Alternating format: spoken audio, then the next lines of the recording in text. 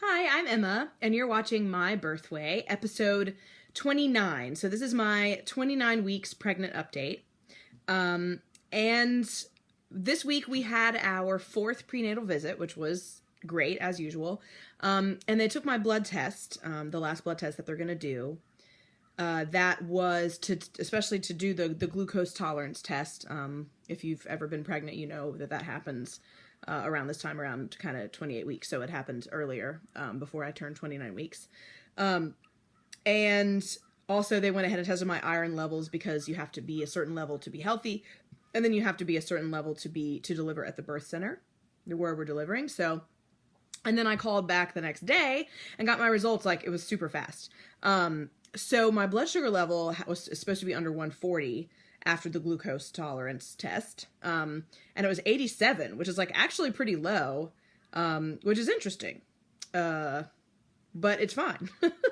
And then my A1C test, which kind of tests blood sugar over the course of around 3 months. So it's like a long-term snapshot, was 5.2, which is good. It's supposed to be around that number, you know, or that's lower than the max you can be, to be, you know, to not have gestational diabetes. So I knew that I didn't, but I officially don't have gestational diabetes. And then they tested my vitamin D levels and my hemoglobin levels, which is like testing, making sure you have the right iron level, and you have to be over a 10 to deliver at the birth center, and I was a 12.4, and the normal range is 10 to 14, so I'm like right in the middle there. So that's really great. That's like, we're in the all clear. I mean, I felt like things were great, but now we know for sure. We can for sure deliver at the birth center. And, you know, as long as I go into labor after 37 weeks anyway, which is, I imagine, the case. That is what will happen.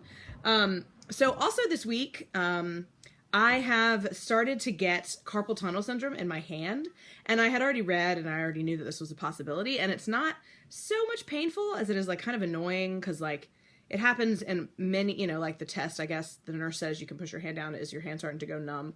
Like my hand goes numb when I'm like holding a book like this, when I'm like trying to eat something, you know, or my fingers, and I can feel like when I reach to pick something up in a funny, you know, like, oh, let me reach something, I can feel the nerve in there rubbing over my tendons and things.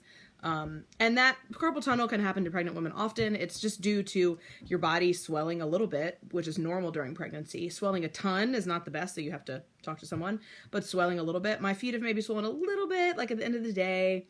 My fingers, I mean, not really. They look pretty normal. They had a couple days where they were a little more swollen. And then I've just got the wrist thing, and it's only on this side so far. Also, one of my friends said to me, she was like, your lips look awesome. And I was like, what? Because I really have like pretty narrow lips, especially my upper lip. And I looked in the mirror afterwards and I was like, my lip did get bigger. Like, it's plumper. I have nice lips now, whereas before they were just whatever. So that's kind of cool. So swollen lips a tiny bit, but I didn't notice.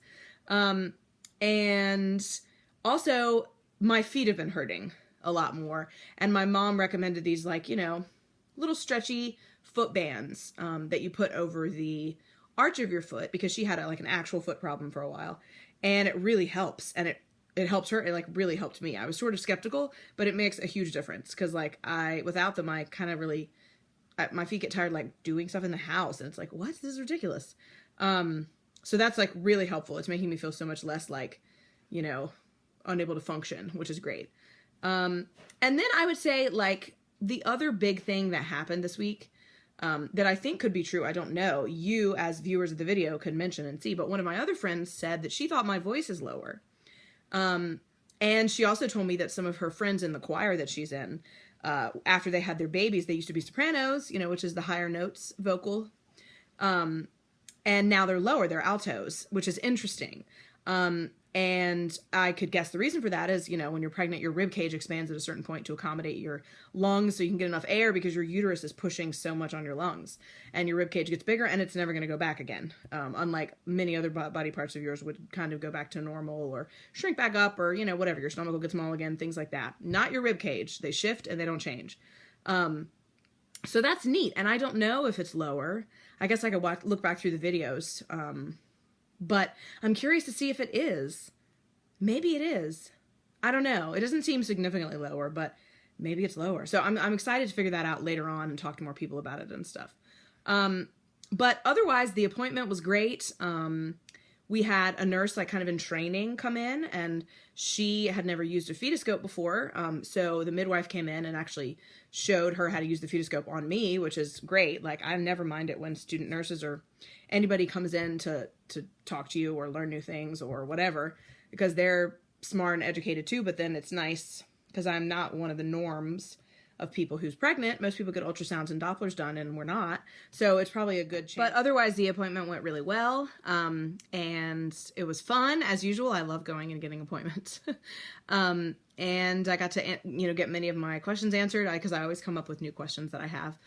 So things are really great, and Jason and I are really busy right now, but it's starting to get really real and exciting. The baby moves a bunch still, like hundreds and hundreds of moves a day, little things. My favorite is at night when after I eat, or something, there's a lot of like pushing of butts and heads and hard spots. And that's the coolest. But things are going great. I feel really awesome. Every time I talk to someone, they're like, how are you doing? I guess a lot of people think maybe pregnant women are supposed to have a tough time. And I know some women do, but I don't think that is the norm, to have a tough time when you're pregnant. It's just another life stage. So I'm feeling really lucky that I'm not having a tough time. I mean, there's some things that are like, I don't want to deal with that, but it's a cool journey. I mean, this is the thing I would want to be doing most. I would rather be doing nothing else. So that's the update for 29 weeks pregnant. And I will talk to you next week at 30 weeks, which somehow feels way more far along than 29 weeks. Okay. Bye.